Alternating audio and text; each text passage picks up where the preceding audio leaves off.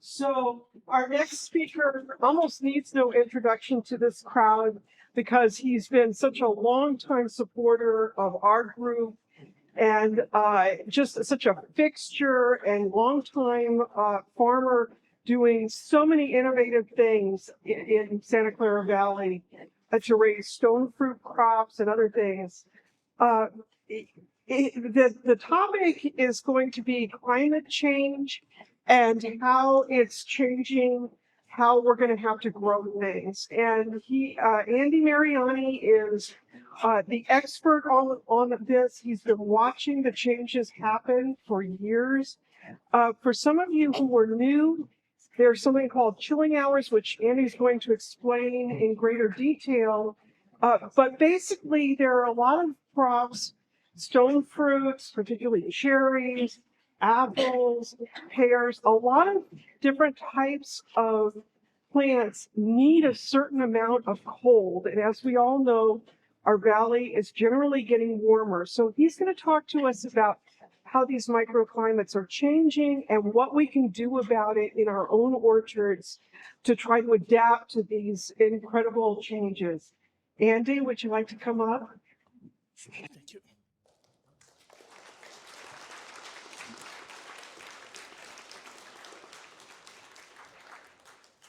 Thank you, Lisa. Yeah. Is this okay? Can you hear me? What? Can you? I'm a Luddite. I just don't know what. Okay. There you go. Okay. Thank you, Lisa. Thank you for having me. I think this is a timely topic. Uh, I've been following this for a number of years because I'm a commercial cherry grower, and cherries are getting harder and harder to grow simply because they require a lot of winter chill, and we're just not getting it. So we've been following this since the 1980s, and there's less and less chill, and we're getting less and less crops. So because I'm a member of the Cherry Research Board, I am in contact with a lot of the researchers that are studying this problem. So I'm not a biochemist and I'm not a plant physiologist, but I know something about it, and I would like to relay the information I have to you. But it's not a well understood phenomenon. This winter chill and dormancy and all those other concepts. So we'll struggle through this, and if you have any questions, I'll try and answer them. Let's see what else. Okay, so what I'm going to do is the screen is here. I'm gonna turn my backs to you people because I need to see the screen so I can comment on it. So I hope that's not a problem.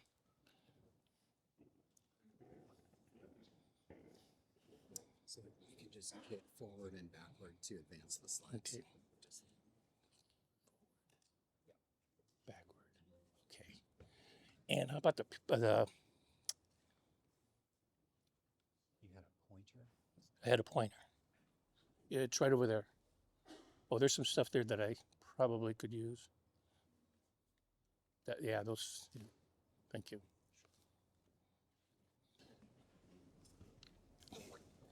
Okay. I wish these images were a little bit bigger, but let's see if I can get this thing to work. Hmm.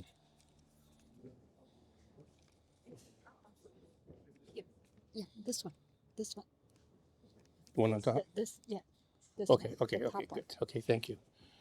Okay, I found this illustration. It's an ancient illustration. I don't know where I got it, but it seems to be fitting for the subject. We have a number of different weather events here. There's the sun, there's the stars, there's the moon.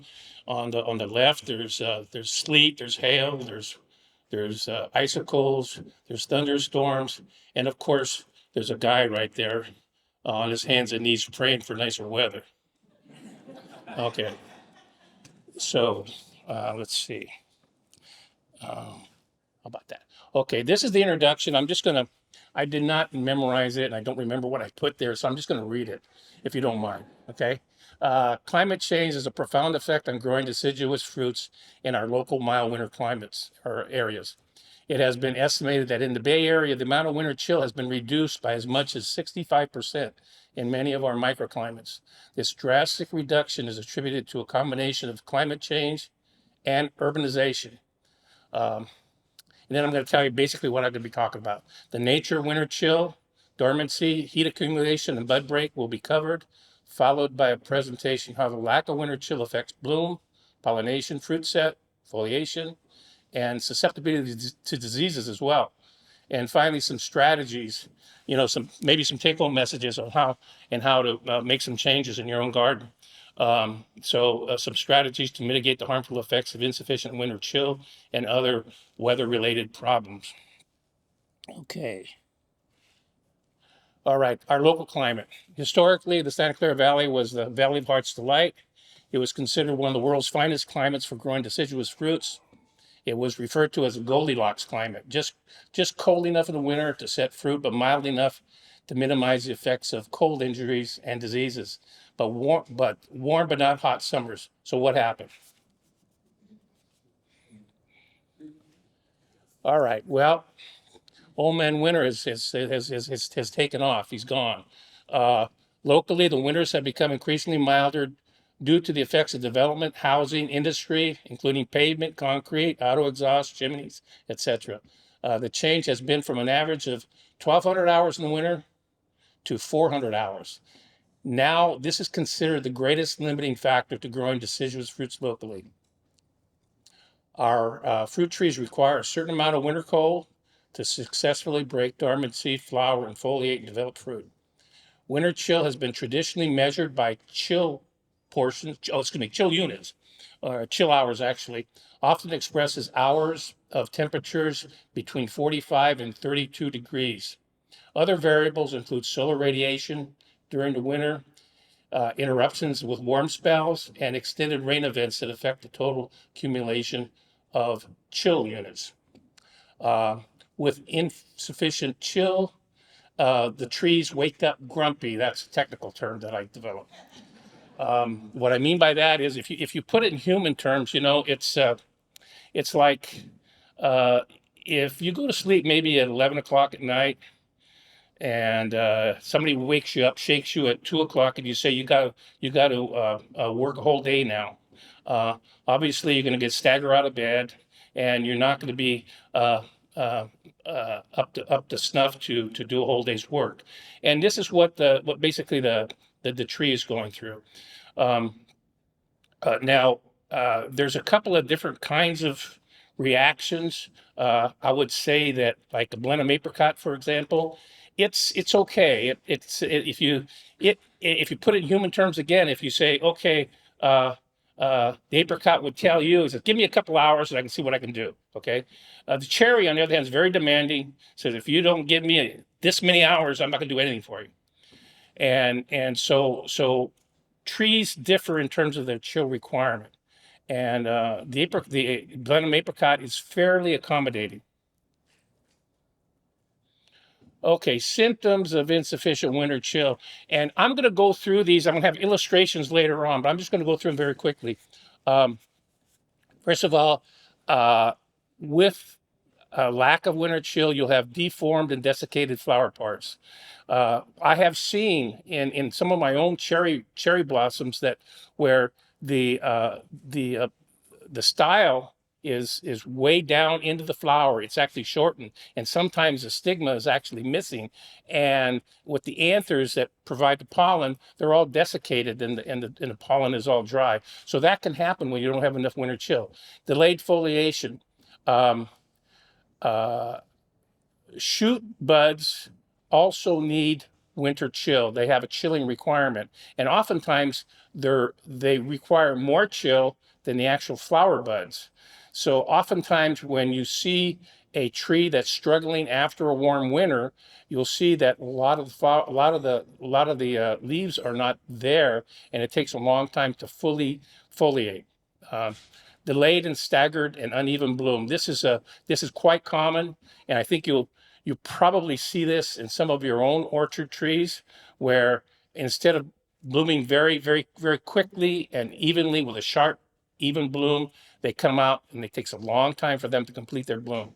And in some cases, like with cherries, when they don't have enough winter chill, they will take maybe a month and a half before they completely completely bloom.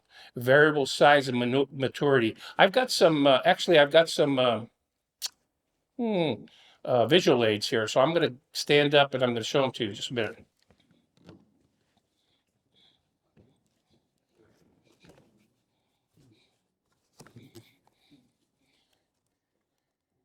See, number 7 is bud shedding. Let me get Number 7 is bud shedding on, and particularly on apricots. And you see, this is just a shoot of an apricot, and you see the buds here, and the flowers, actually the stem shoots are starting to open up and emerge, but the buds are just fluffing off. You see how they fluff off, and they don't even flower. So a cherry tree will flower profusely. I mean, it'll be full flower. Not one fruit would set. On the other hand, with apricots, they will generally just abscise all their buds before they come out. These are Moore Park in Alameda, Hampshire, and you can see here. I mean, I can hang some of these around.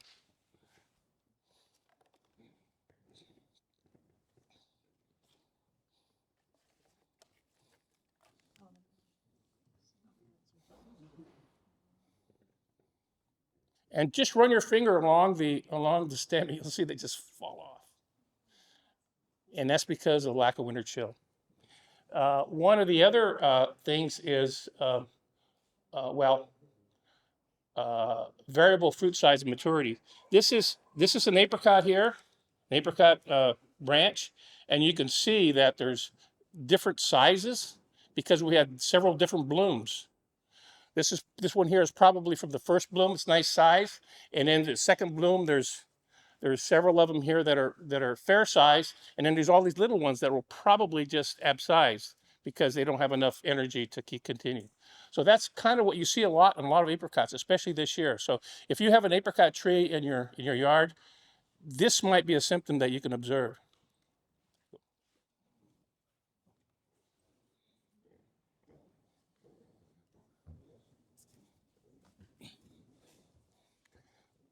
So with that apricot limb, you'll see that there's going to be some pre-harvest drop. And then we talked about bud shed, impaired pollination. Obviously, if you don't have viable pollen and you don't have a good stigma, you're not going to get pollinated, and you're not going to get fertilized, and you're not going to have fruit set. With self-sterile flowers, ones that require cross-pollination, that's even more problematic. Usually the pollinizer and the main bloom are not synchronized because the pollinizer may have lower chill requirement than the main bloom, particularly in cherries. Being cherries require a lot of winter chill, whereas pollinizers like black tartarian, black republican have lower winter chill, so they bloom early. Yeah, also in green gage plums, you'll see a photo of this, but what we use in green gage plums for pollinizers are Stanley and French prune, and they always bloom way earlier than. There's a little bit of overlap, but not a whole lot. So anyway, okay, I think I've taken care of that slide. This is called a dormancy cycle, and it kind of gives you an idea of the way this dynamic is as far as accumulating chill. In evolutionary terms, the dormancy is a survival strategy that was developed on deciduous crops to get through weather conditions that are not conducive to growth. And so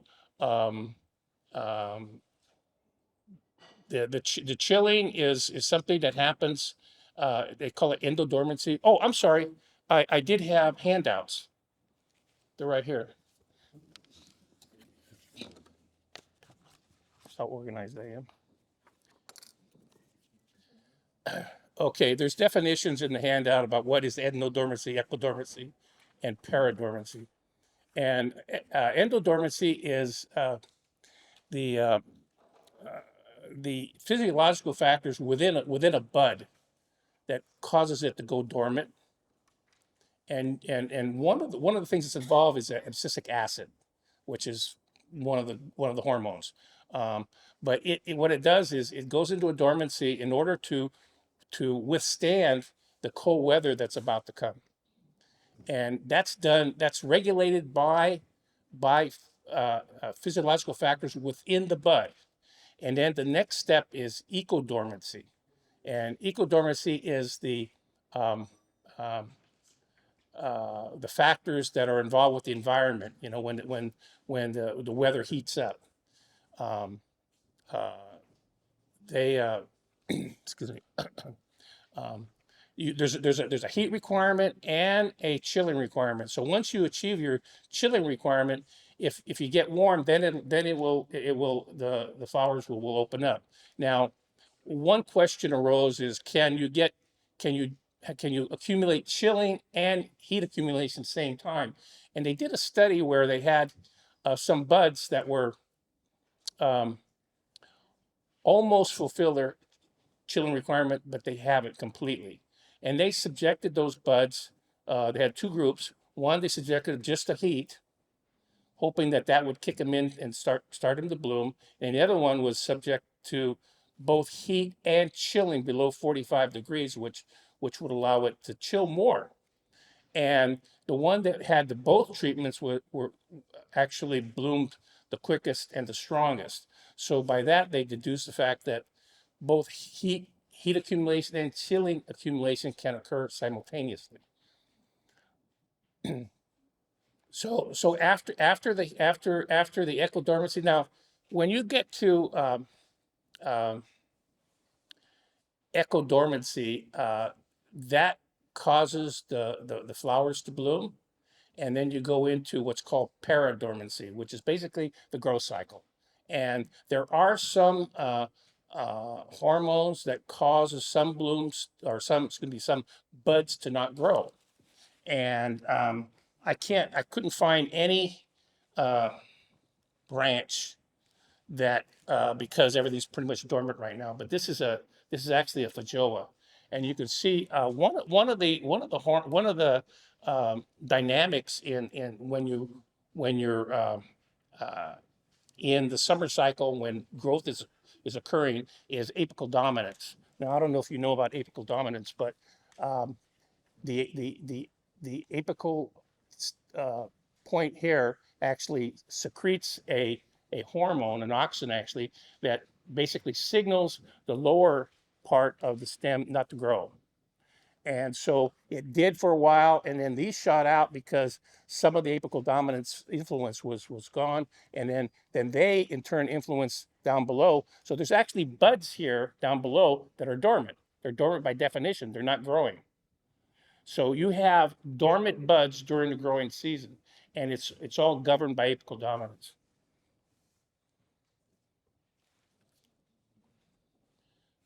Okay.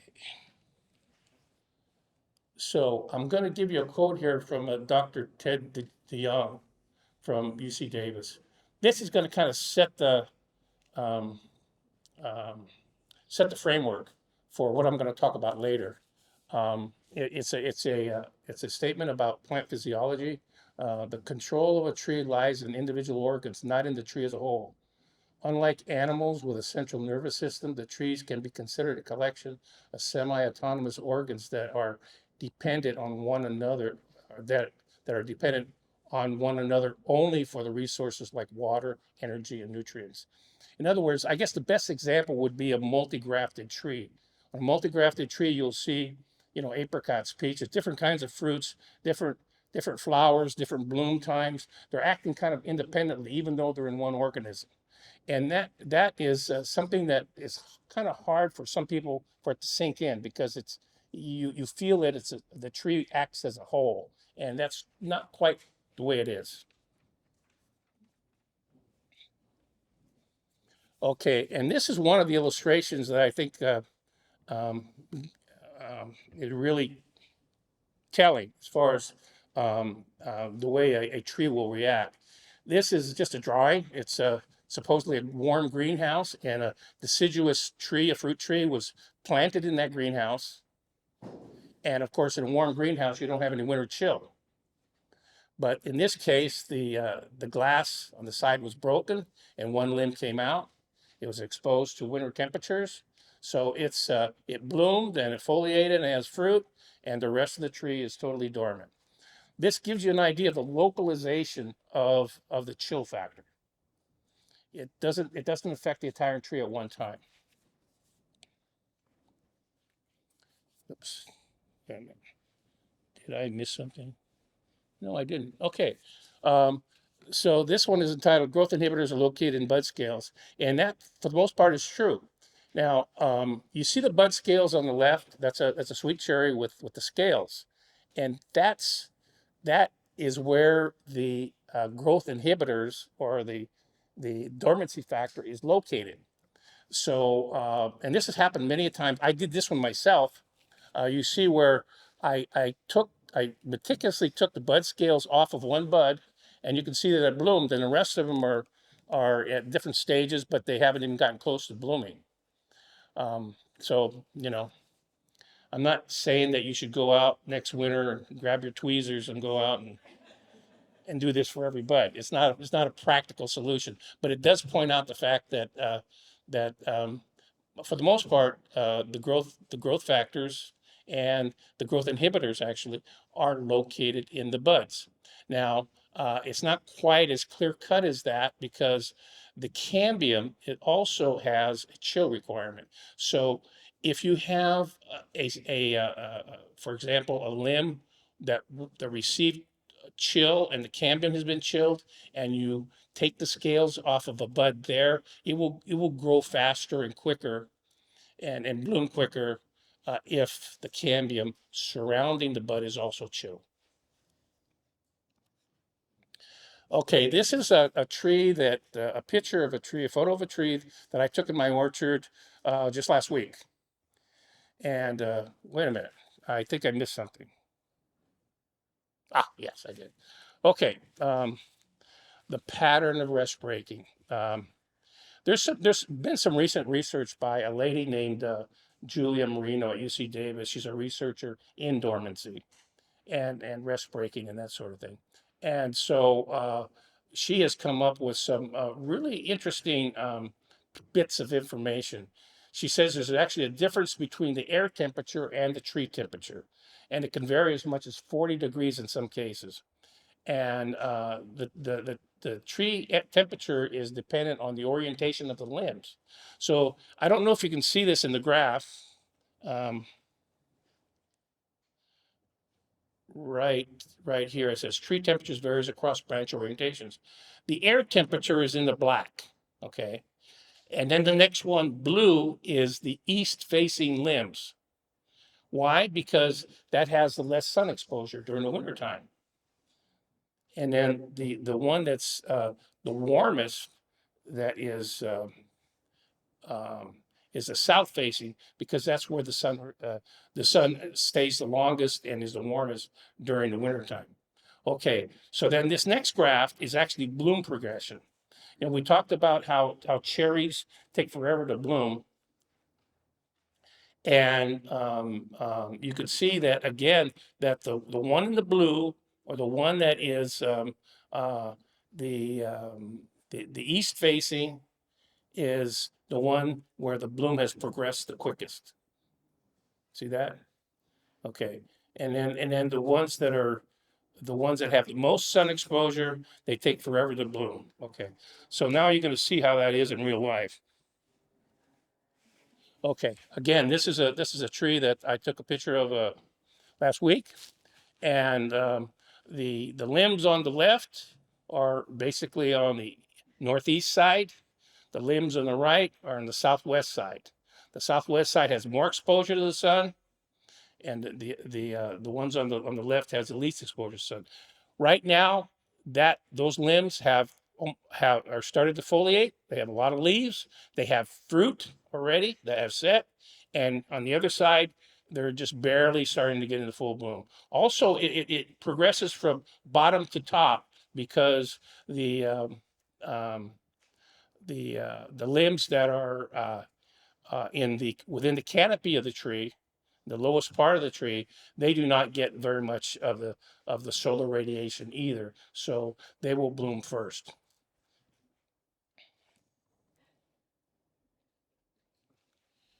Okay, now this is an example of a blenheim apricot tree. This is actually from Southern California. And let's see if I can point out some of these things. Okay, you see again, you see foliage in the middle of the tree where it had some shade. All right. And you see some fruit here. See some fruit there?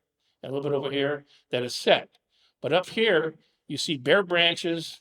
You see a few flowers still lingering and no foliage. And that's the classic symptoms of insufficient winter chill. Anybody see that in their own yard? Okay. So I'm preaching to the choir again. All right. Pollinizer bloom. Okay, so this is a French prune tree in the middle of a green gage block, and you see it's in full bloom, and the green gages have barely started. A little bit of flowers here and there over here, so there is some overlap, but not a whole lot.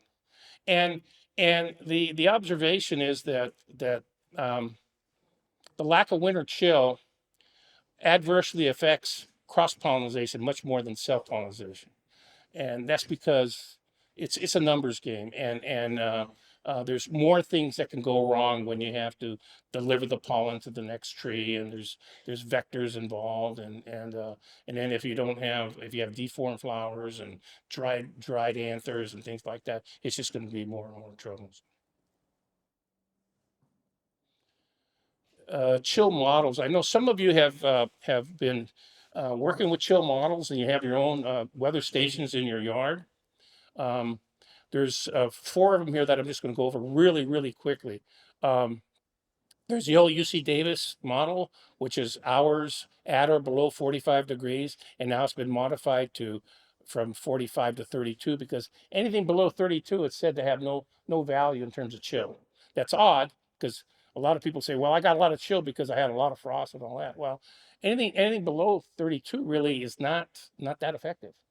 The Utah model has relative chilling effectiveness. In other words, there's an optimum chilling range where I think it's like 48 to 36 degrees. That's a full unit per hour. And if you go beyond 60, it's only a half a unit. And after 65, you're actually minusing. And the dynamic model, the Utah model, but still back to the Utah model, is not very accurate for mild winter areas. In fact, in some subtropical areas, and we're edging onto a subtropical climate here. It actually has a total negative chill, which doesn't make sense. It's not very useful. But the dynamic model was developed that's number 3. Dynamic model was developed in Israel, where it's obviously they have milder winters, and I can't. It's hard to explain, and I don't think we have to get into it too deeply. It's a 2-step process where high temperatures can reverse chill initially, and then later on it's dynamic because the criteria changes over the period of the dormant period.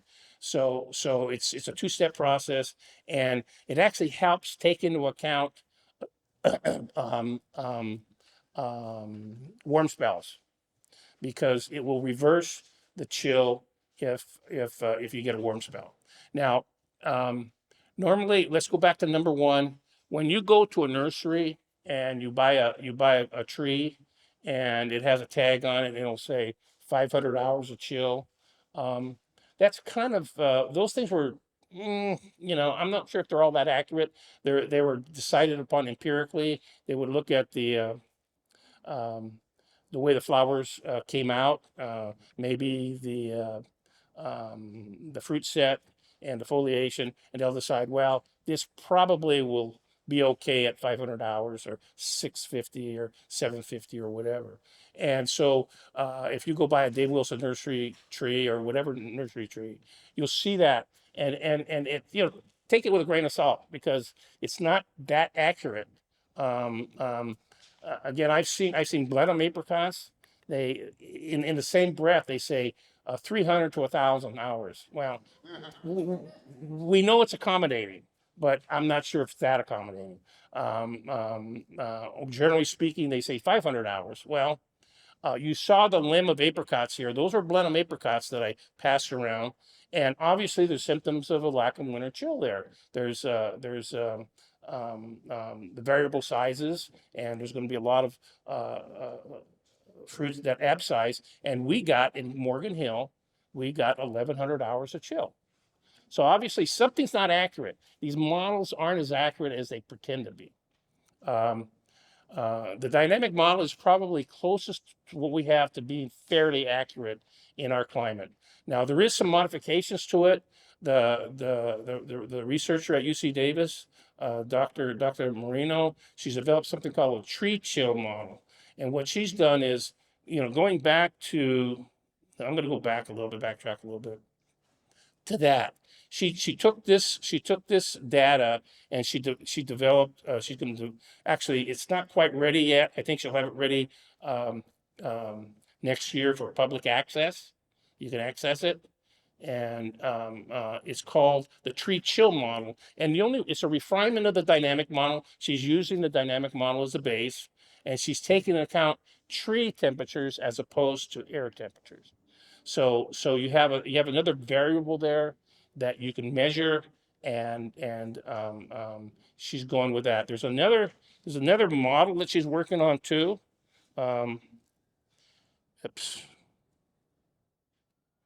Oops. Okay. I'm going to read this. Okay. It's been recently discovered that the decline in soluble carbohydrates in plant tissue emerging from dormancy triggers bud break. This is kind of revelation. I'm not sure why, but it is. This theory has been still being fully developed, but may finally solve the mysteries behind chilling requirements and the mechanism that a tree uses to measure the amount of chill it needs during the winter months. There's a kind of a graph where the non-structural carbohydrates go down, then they level off, and they go down again. And at that point, it's a biomarker, and it indicates bud break. And it's very consistent across different varieties and different climates. So she's taken that information and she's going to develop another chill model using this completely different criteria. Okay, diseases that can happen that are associated with a lack of winter chill. I'm sure some of you were growing peaches and nectarines, and maybe you had a late flare up in leaf curl. And I heard some cases where people say, well, we had it under control. There's a little bit of leaf curl, and all of a sudden we've got some late rains and it exploded. I mean, just leaf curl all over the place. And that's one of the symptoms. I mean, that's one of the things that we have when it comes to climate change, is that we're getting these late rains and also late thunderstorms. And late thunderstorms contribute to this disease called bacterial canker. And it's kind of an episodic thing, and it usually proliferates when you have cold, frosty, but wet conditions. And it causes this organism, it's a bacteria called Pseudomonas, it actually is ice nucleating bacteria, which means is that it can freeze plant tissue before it even freezes.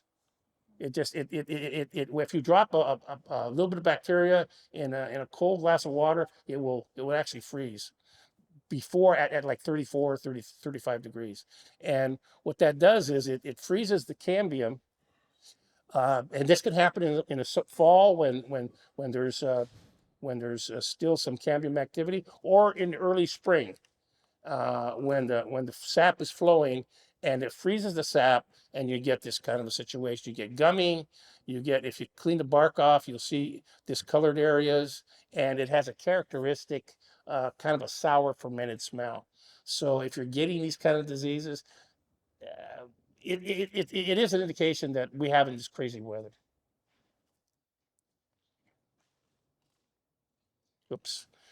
Uh, this is just a list. We have this in your handout. It's a list of low chill fruits and nuts, which are figs, persimmons, pomegranates, and almonds. Um, they they will grow pretty well here in this climate.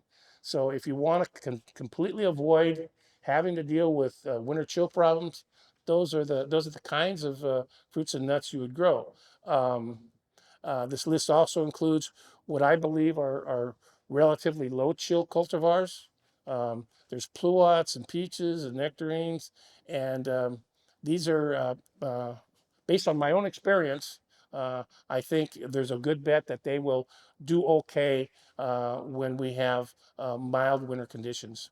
And then, of course, there's a list here of the notoriously high chill cultivars, and Bing is one of them. I have 40 acres of Bing cherries, and so I'm not really adapted well to this climate. Lambert is even worse. Baby Crawfords, they can be light bearing in our climate. Nectar peach, and my Montmorency cherry, Sparks mammoth, Whittier's peach. A lot of the old apricots like Moore Park and Alameda Hampshire, they have problems. The candy cots that I grow also, and Ernie's Choice peach is very high chill. Okay, whoops, did I miss something again? No, okay. Environmental manipulations. Now, the first one is called retractable awnings. Now, there's a classic photo in one of the pomology books at UC Davis by Chandler. It's called Deciduous Orchards, and he shows an Alberta peach orchard, and some of them are in the open ground in the orchard, and they're still dormant, and then there's one growing under an awning, kind of an overhang, and it's in full leaf. And the reason why is because the shade provided by that awning um, allowed that tree to pick up enough winter chill so that it could grow it can grow well. And one of the things that is being tried now is retractable awnings, because you still need 6 hours of sunlight to develop good fruit. So if you have a retractable awning, you can have the awning on during the wintertime to provide shade and cooling, and then during the summertime you can retract it. So that's one strategy. I have seen cherries grown in greenhouses in New Zealand. And what they do is they open up the greenhouse in the wintertime, they get enough chill. And these are commercial growers. So what they do is they close it up again, and they don't get things like Drosophila bugs or anything like that because it's all closed up. And they the cherries bloom and they grow faster, and they're able to hit an early market. Number three, double cropping cherries. I have a cousin, his name is David Mariani, and he bought a rose growing operation in Watsonville. So he has greenhouses and he has cold storage, and he decided he was going to experiment with cherries. So he planted cherries in big containers so that they were movable, and he put them in cold storage. Then he'd take them out and put them in a greenhouse and tried to crop them twice a year. And it worked for about 2 years. Then they then they died. It's too much work. um, um, Now Zager, who does a lot of hybridizing, he tries to coordinate the timing of his female parent flowers with the pollen, and so that it's easier for, I guess, logistically.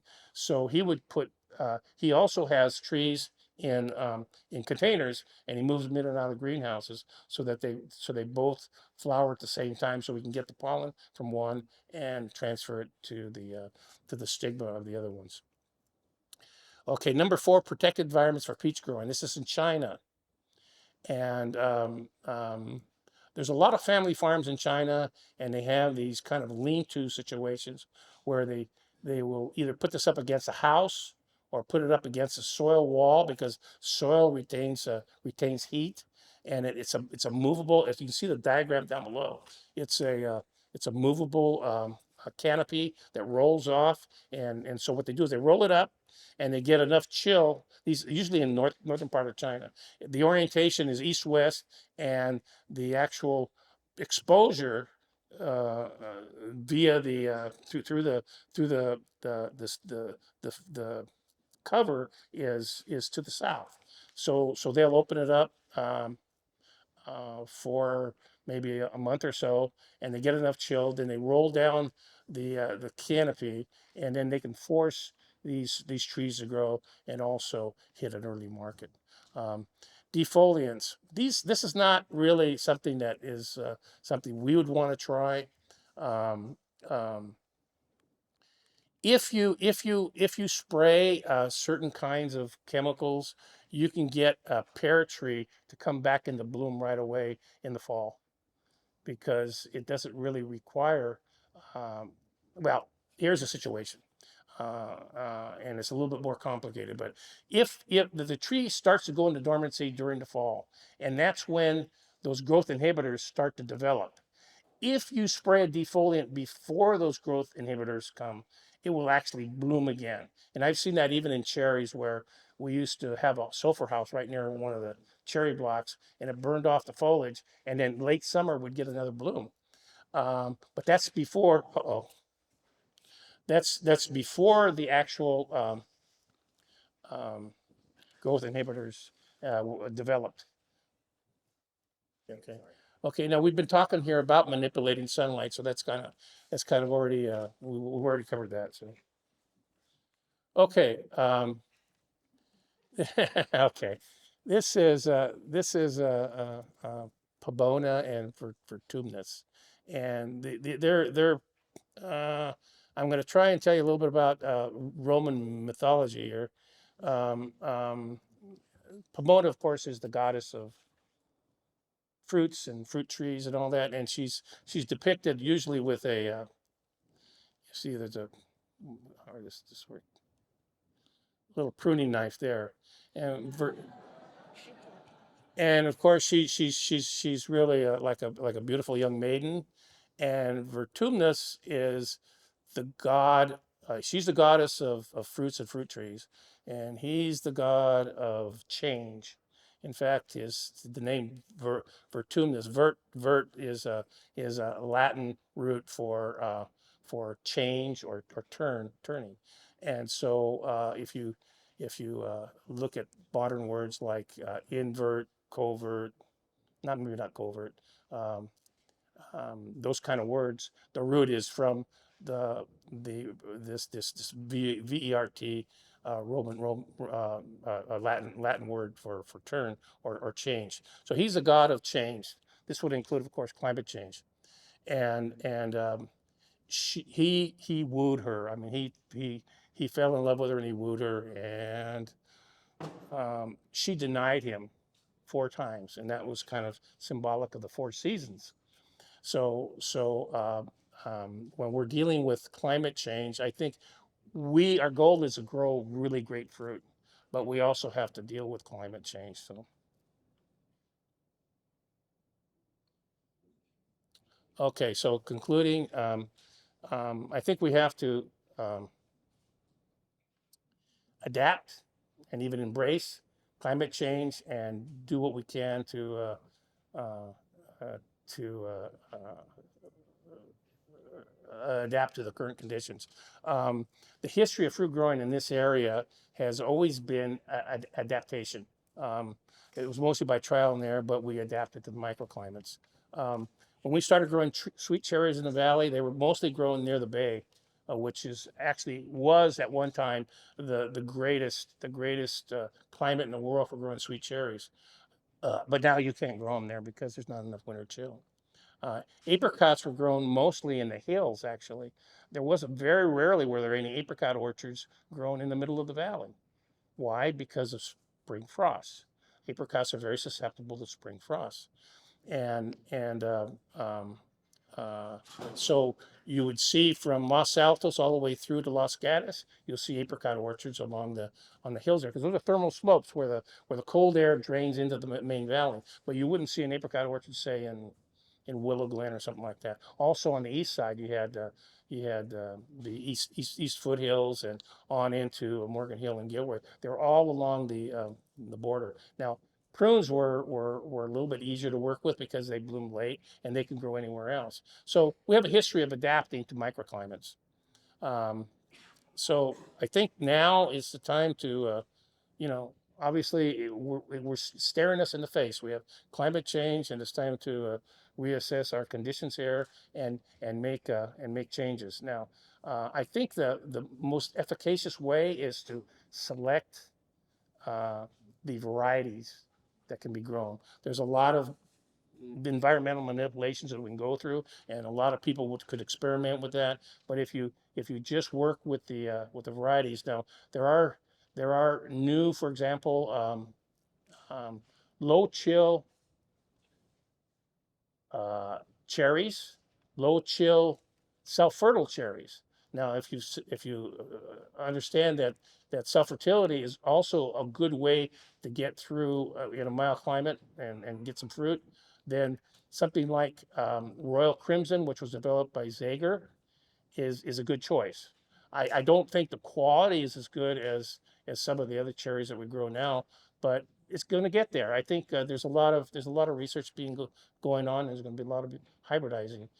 And so, if you're gonna select a high chill fruit, well, you have to make sure that you are aware of it and try to make provisions so that it can grow fruit. Now we have a lot of baby croppers in this high chill peach, and we kind of accepted the fact that we weren't going to get a lot of production out of them. But this year we have looks like a good crop. Again, we had 1,100 hours of chill, which is something that normally you'd say, well, that's great. There's times when we get 400 or 500 hours of chill, and I'm not sure if anybody here has had problems this year. I mean, it's a moderate chill year, I think, but there's still a lot of fruit trees that are showing symptoms of a lack of winter chill, and it's going to get worse and worse, I think, as we go. So, okay, I think I'm done. Somehow I think I skipped some slides, or maybe I didn't, but it's okay. We can scroll back through them if you'd like to.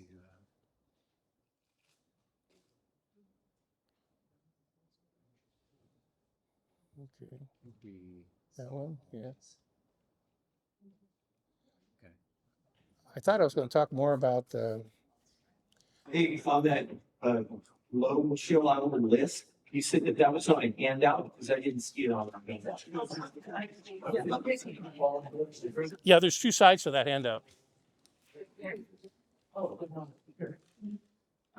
There's two sides to it. You discussed the lawning strategy. Would a home gardener be able to put shade cloth over a tree like during a? Yeah. Yeah. There's one of the slides that isn't here. Let's see, that one. Oh no. Here's some stuff here. This is one I kind of skipped. Cultivar selection. Again, that's the most efficacious way to deal with a lack of winter chill, and that is just pick the right variety.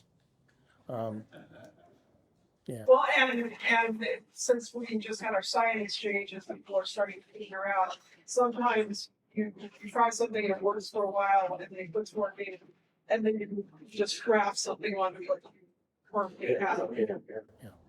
Okay, and Joe. I think this is maybe a slide that you skipped. You want to? Yeah. So I'm gonna shading. You can use shade cloth. Joe, these overhangs and shade cloth. You can also whitewash or use latex solution and paint them. There's other coatings too, like kaolin clay or surround. Evaporative cooling. This is used in the Bakersfield area on cherries. They have it triggered. They have it hooked up to a thermometer triggered valves so that they turn on sprinklers that are way above the trees when it gets too warm, and it just cools off the trees with water. Um, Chemical treatments, rest breaking. Now there are a lot of. This is what this cherry industry has been working on for years, and they actually work pretty well, but kind of inconsistently. And what happens is that they can um, the chemicals themselves, they kind of stress out the buds, and they have to uh, rearrange some metabolic processes and all that. But what it does is it triggers them to bloom, and it works fairly well. But it's very tricky. The one that they use mostly in the Central Valley is something called hydrogen cyanamide. And it's toxic. It's toxic to trees. It's toxic to people. They have to have all kinds of protective equipment when they do it. We don't use that. We use another one that's quite a bit milder, but it does affect the tree over a long period of time. But those are the drastic things that we've had to do. I don't recommend those things for home gardeners because they're well hard to get a hold of for one thing, and they're really tricky. Um, we talked about defoliants before. Limiting irrigation and fertilization in the fall. Generally speaking, a tree that's less vigorous will not require as much chilling to produce fruit the next year.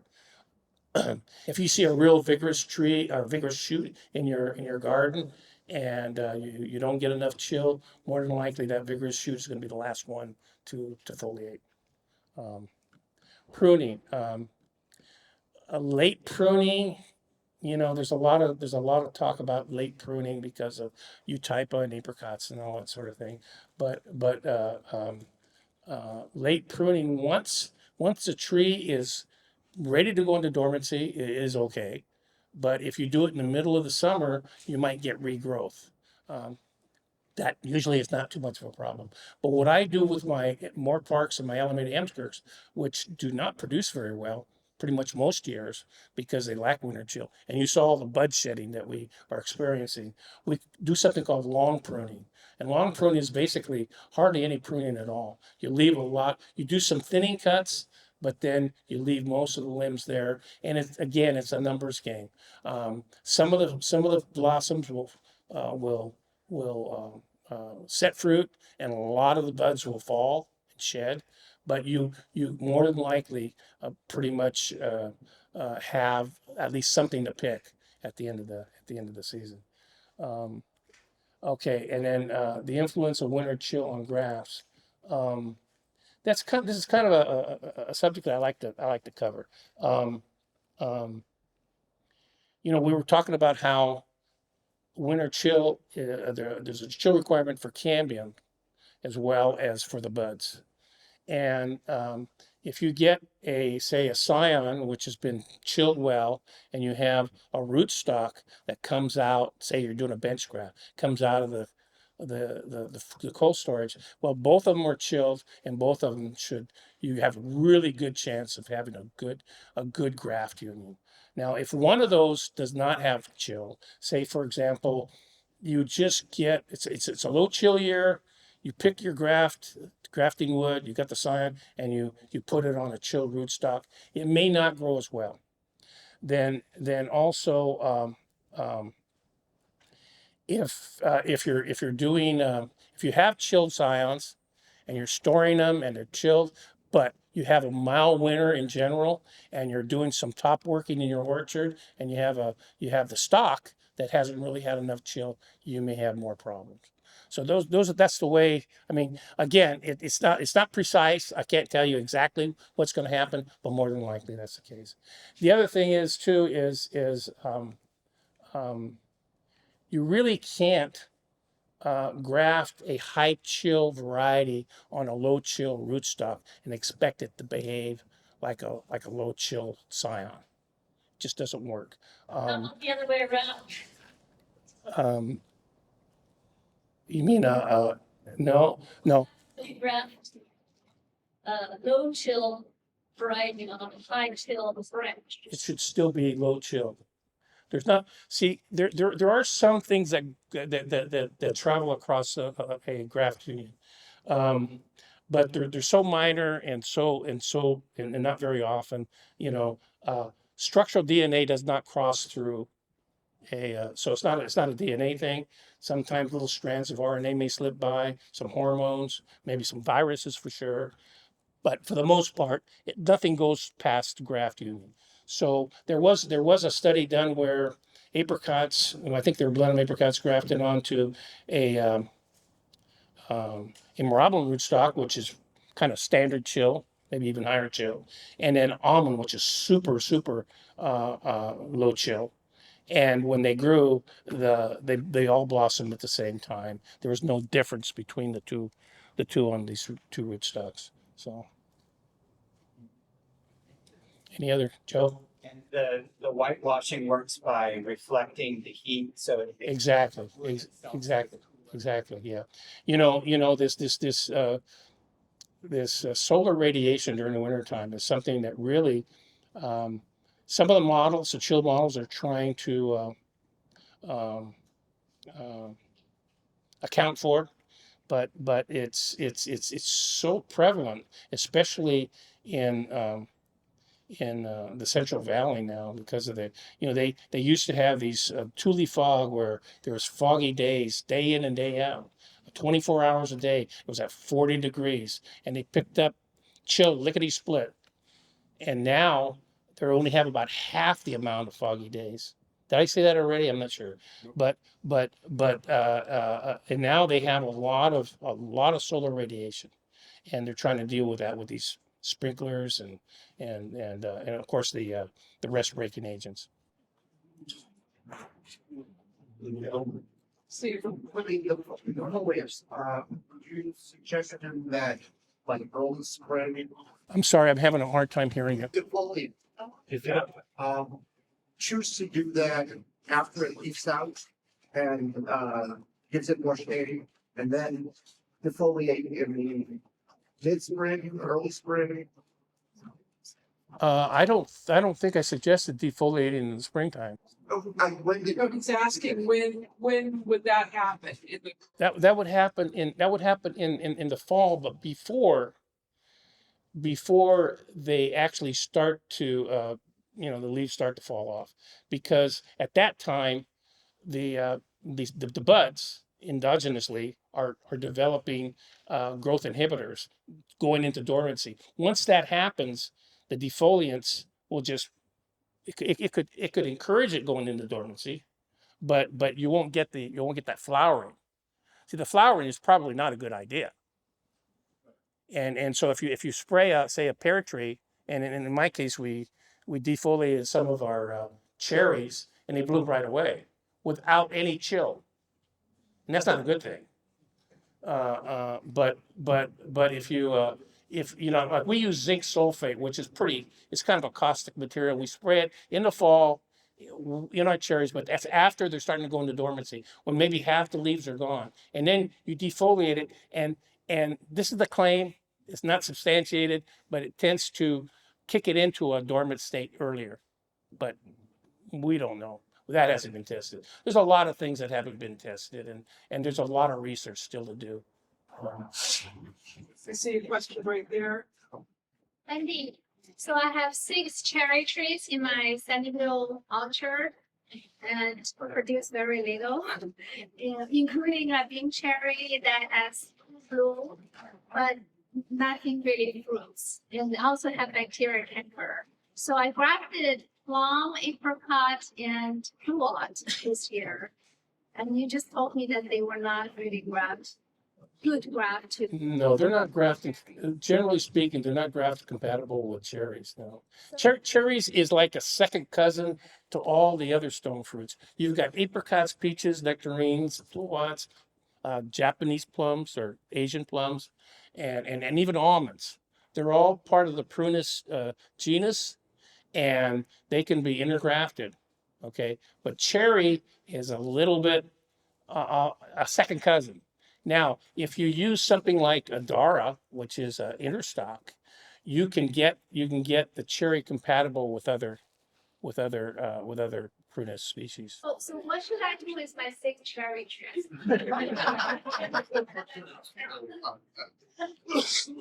Also, do you have excuse me. Do you have bees and you have pollinizers for those? Yeah, I have a cherries? lot of bees. Bees are not the issue. So again with cherries, they're nasty. They're nasty. I can't stand cherries because well no I have a love-hate relationship with them. Right? It's just they're nice to eat, but they don't produce for me, and but you can have, like I said, as I said before, is you can have uh, a full bloom on the bings, and you won't set one fruit. Pollination is an issue, and a lot of times, again with cherries, you can have very deformed flowers. They bloom and they look good, but the anthers might have dry pollen and all kinds of things. As far as what to do, if your trees are only did you say they're about like 5 years old or something like that? Okay. Um, I don't know if there's any of these low chill cherries that are already available because they're off patent. But that was something that you can do. Although, again, I caution you on that too because a lot of these low chill cherries are not very flavorful. We're still working on that. That's a kind of a work in progress. Um, um, I don't know what to tell you. If you don't believe us, what are those? 50-year-old chill, right? Cristalina? Yeah, yeah. And there's a claim that it's self-fertile too, but I'm not sure about that because it's really old and done. We have a lot of the flowers. I see one over here for the side room, and we'll go back to the side. How do they figure out how many hours? I think the real question is, do I trust those numbers? But it seems like it'd be difficult to figure out. Again, yeah, I mentioned that, and that it was done kind of empirically. They kind of look at the tree, its behavior. If it blooms early, low chill, but that's not the case, always. And or it blooms really well, and it sets fruit really well, and it's very productive. Then they'll say, well, that's a fairly low chill. Just based on experience over a period of years, they know that nectar peach is a high chill, and Inca plum is low chill. And those are two ranges there. I mean, the two ends of the spectrum. But the other ones where I think what they do is they just plug in. They'll say, oh, this one's kind of medium, about 500 hours. I mean, I think it's fairly arbitrary myself. So I see some questions on the side room. And yeah, you said the black Caribbean and the black Republicans will be colonized or no, you said they're lower chill. yeah. Is that something we could grow in Sunbury or? I'm sorry, I didn't hear the Is rest. that something we could grow? Oh yeah. There's several things you can try. Repeat the question. Oh, okay. He said, on my list, I said that Black Tartarian and Black Republican are relatively low chill cherries, and also Rainier is a little bit lower than Bing, and Coral. So it's a relatively new cherry. That's one you might try, but it's very susceptible to bacterial canker. So some of those you might be able to try. Black Republican cherry is an excellent cherry. It's got very good flavor, and it's lower chill. But see, you're in Sunnyvale, is that correct? Yeah. Sunnyvale, I just want to warn you that I know Charlie Olson. He grows cherries in Sunnyvale. He's got about 2 acres there on Matilda Avenue, and he gets a crop, maybe a small crop, once every 10 years. Because there's just so, again, I can reiterate, but there's pavement and buildings and all that, and there's no winter there anymore. So Yeah, I don't feel winter. Inca plum. Does the soil experience winter chill in the fridge when you store it? And how does that affect when you collect the soil? I can't hear you. The soil, when you store it in the fridge, does it collect winter chill hours there? It should, yeah, it should, yeah. So if you collect the soil in the winter or before winter chill, and put it in the fridge to get it winter. Without winter, yeah. Without. Let me tell you a story. I was friends with a Dr. Joe Cudfrida over at Rutgers, and he was developing a lot of new apricot varieties. He had like 20 that he wanted me to test out here in California. And so he sent them to me. And I thought, God, this is a treasure trove of new varieties. Most of them were high chill, like white flesh and all that. And so I put them in my cooler, which was running about a little bit 40 plus or something like that. But compared to the bitterly cold winters that they were experiencing in New Jersey, they cut those scions and I brought them over here to California. I put them in my cooler, but they thought they were in Hawaii. You know, they're 40 degrees. Oh my God. And so a week later, I went to check on them and they were all. Okay, I see one over here. You? Yeah. I've had killed 3 apricots with that bacterial canker or Eutypa. And so now I'm scared to cut the apricots. So like for a growing apricot that you're trying to shape, what would you say is the best strategy for when to cut it? When to cut the infected limbs off? No, a new tree with no infection. I'm trying to not get the infection. When to prune it? Yeah, When to prune it? Okay. You know, with something called Eutypa, which is a fungal disease, usually, you know, you do that in summertime or a little bit later in the late summer sometimes. But with bacterial canker, it's episodic. It comes when it comes, and it won't come when the conditions aren't right. So the conditions have to be just right. And what was I going to say? I think Eutypa was what. So I actually posted a picture of my tree in this group, and you had responded that it was very characteristic of Eutypa with the smell and the leaves out, but then the leaves never grow, and then eventually the limb. Did it have that characteristic fermented smell? It did. It's happened in 3 trees, so I now have a new tree at a different location, and I'm just worried about the susceptibility. So, but it's still a small tree. It can be trained, but I'm just like, you know, hesitant. Now I feel like I can use warm enough, but I don't know. Pruning in the wintertime can be, you know, you're creating entry wounds for the bacteria, but it'll go into the buds. It goes into the buds. So whenever you prune, it doesn't matter that much with bacterial canker. With Eutypa, yes. As far as having to any kind of things you can do to help with that bacterial canker, I would say there are some new rootstocks. There's one called MP29. I don't know if the chapter's been buying that at the exchanges or not. MP29 is supposed to be resistant to bacterial canker, and it's odd because bacterial canker is just an above ground disease, and the rootstock is actually resistant. And the reason why it's resistant is because it's resistant to ring nematodes. And indirectly, what happens is bacterial canker is very prevalent among trees that have low vigor. And ring nematodes cause low vigor, especially in young trees. So the MP29 is resistant to ring nematodes. So indirectly, they're saying it's resistant to bacterial canker. Other questions? I see one in the way back. I have 60 localization is really important. Speak up, please. Yeah, I think you should stand up and scream. Because...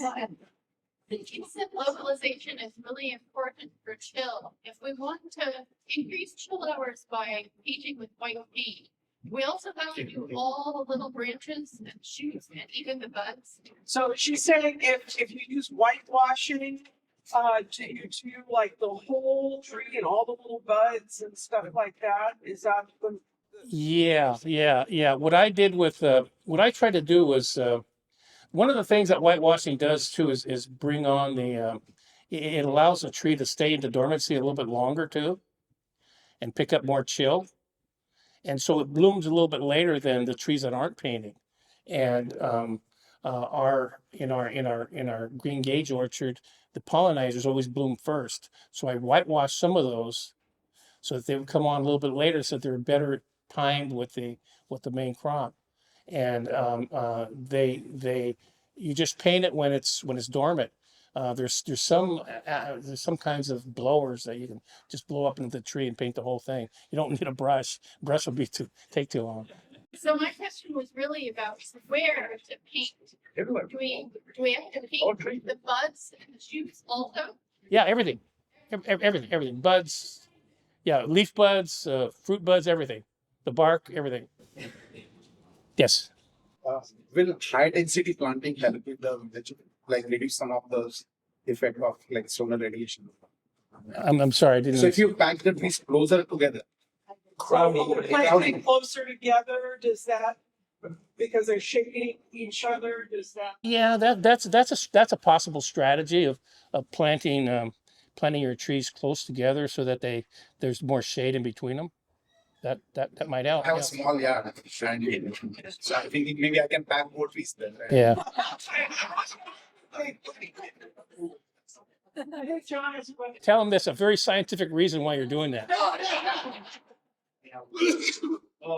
Also the strategy of planting on the north side of the house, carefully measuring the shade of the house for winter, that frosty cold spot behind your house compared to south and west or other.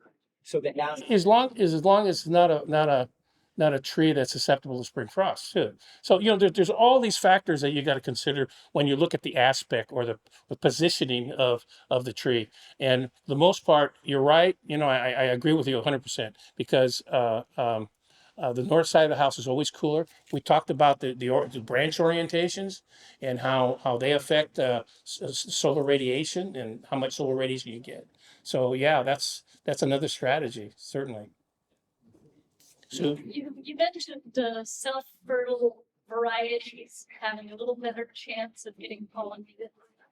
yes. Are there some varieties of plums or European plums that might be considered more self-fertile? French prune. Oftentimes we don't use we have solid blocks of French prunes.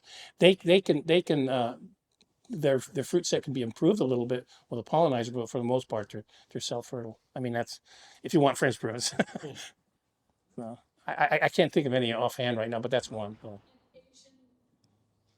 Asian, boy, I'm not sure. I think isn't Santa Rosa is fairly self-fertile. Yeah, it always seems to set a crop, and my Incas always seem to set a crop, and they're the first things blooming, and there's nothing else around it. So Tasting? Yes.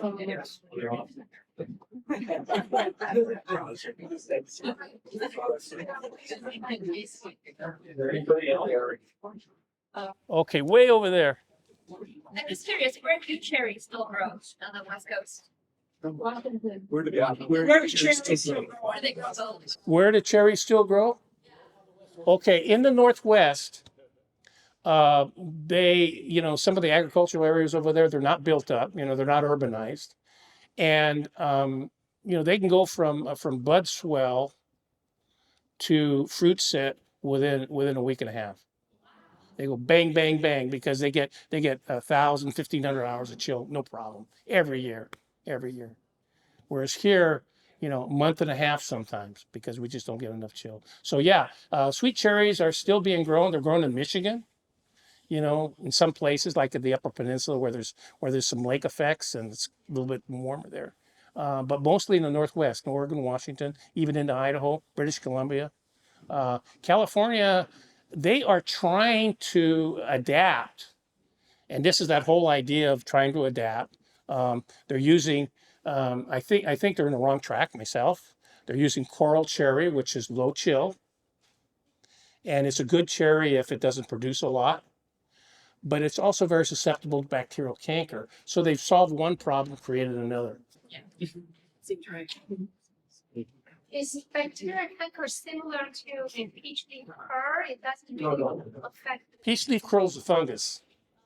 And that's actually, a lot of people have a problem with leaf curl this year. Yeah. Okay. Again, late rains. You think you got it under control, late rains, they just blow up. And so you have to be diligent and keep, even though you don't seem like you have much leaf curl and you're okay, you get by, spray it again. Because something like this with late rains, it's really bad. Now, bacterial canker is bacterial. It's a bacterial disease. And so you need I mean there are controls for it, but they're commercial controls. They're hard to find. Copper used to be used, but it's very inconsistent now. The bacteria has resistant strains now, and sometimes if you spray the copper, it makes it even worse. So so there are they're using all kinds of different bactericides now commercially, but that's something that we don't want to mess around with. Just, is fire blight fungus or bacteria? Fire blight is also bacteria, it's Irwinia. And so you have bacterial canker in stone fruits and Irwinia in pome fruits. They're both bacterial. They're much harder to control than the fungal ones. Andy, would you please comment about spraying the ground with peach leaf curl or any bacterial disease that you find on your leaves and trees? Is that helpful? Can you repeat that? So you're supposed peach leaf curl, you're supposed to spray the leaves with an agent. Okay, so you strip the leaves off and with spraying the ground, presumably they touch the ground, the leaves. Would that be helpful to also spray around the tree? Are you talking about the leaves that have fallen and they're infected with leaf curl? Yeah, they draw, you're gonna have something on the ground with spray, so. Well, you can spray that. Here's the deal. An ounce of prevention, right? Copper and Daconil, which is another spray you can use, those are preventative sprays. Once you get the leaf curl, especially if you give it a lot, you're soaked for that year. Just do the best you can, remove all the leaves, and then maybe fertilize it to give it a little boost, and then try back again. I spray because I'm commercial and I can't really afford any kind of leaf curl. I spray 3, sometimes 4 times. And you can use all phase, which is an organic spray, but still do it 4 times if you have to. But I use coppers and I use Daconil, and I kind of alternate them. So how often do you do 4 times. 4 times. Well, usually they say, the leaf buds get infected and also the leaf scars. So they say, okay, spray in middle of November, then middle of December, and usually you've covered the tree from as it is dormant, and then you spray again just before the buds start to swell. But if there's a lot of rain, I look at the rain, and if there's some impending rain and there's a lot of it, I go ahead and put a booster shot. Give it another shot. And things like that. So you kind of, again, the whole idea is we are working with something that, we want the fruit. I mean, that's the goal. And so you have to deal with the environment. You got to work with the environment. I know that I probably said this many times before, but the fruit grower supposed to dance with Mother Nature, but she takes the lead and calls the tune. So you have to deal with her. She's the one that's in charge, and you just kind of work with her. So. Okay. I'm not doing any recommendations, but if I were to spray, I would say try any of the coppers. One of the things about coppers is that you don't get enough elemental copper in your sprays. The garden variety copper sprays don't have a high percentage of copper. So, you may want to consider that in terms of how you're going to spray it or how much you're going to spray. Daconil, Daconil, is a very good leaf curl spray. If you want to stay organic, use something called all phase, which basically is just potassium sorbate. Has anyone used that product? Yeah, and I'm curious if you have any luck with it. sealant. On the example that you gave earlier about New Zealand, where they were growing, I guess, cherries in a greenhouse, and they open the greenhouse so they get the chili. Yeah. After they grow the greenhouse, what was the advantage? What is the advantage? Early ripening. They, you know, when you're growing in a greenhouse, you're going to have a lot of sunlight and heat, and it'll cause them to ripen quicker. Now, as far as quality is concerned, I'm not sure about that. But if they can get their cherries to the market, you know, several weeks ahead of the ones that are growing on the outside, they're going to make a lot of money. And you invested disease control too. Yeah, the advantage, there's no birds, probably no Drosophila flies, fruit flies. You don't have flowering or extended flowers. No, because they've got their chill. The extent, you know, delayed foliation and the kind of the stretched out kind of bloom, that's a function of a lack of winter chill. But they open it up and they get their chill. And then once they get their chill, they close it up and then there's no problem. They'll bloom profusely. So. Mm-hmm. I see another Control. question. Squirrels. Okay, that's kind of out of the. I talk to you later. You mentioned about thunderstorms. My observation is we have more thunderstorms during the summer and lately, I think, in the spring. So more thunderstorms in the spring and you know, all the rain and all that. How does that change how we take care of our big trees late spring and then during the summer?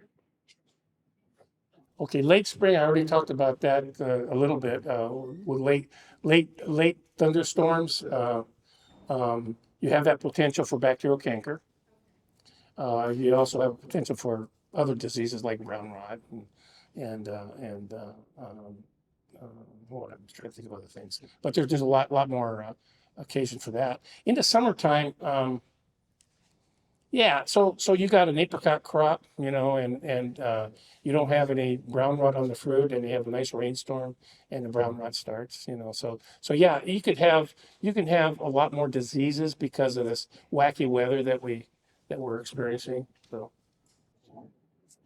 You mentioned low chill makes the flower kind of spread out. Yeah. But shouldn't that be a good trip against the late rain because you have no Well, you know, in the old days, they used to say that in the textbooks. Usually where cropping was very reliable. You say it could be an advantage from a standpoint of diseases and also marketing and frost and all that to bloom a little bit later. So you don't get say it all blooms at one time and you've got a bunch of apricots on the tree and you get a hard frost and it's all gone. But if you have it in different stages, some of it might get hurt and some of it might not. That is an advantage. But here I think we're focused now on just getting the crop. So that's, you know. We have any other questions? Well, I just want to thank you, Andy. This has been just an amazing, wealth of data and experience. I couldn't have gotten this from any other person. Everybody.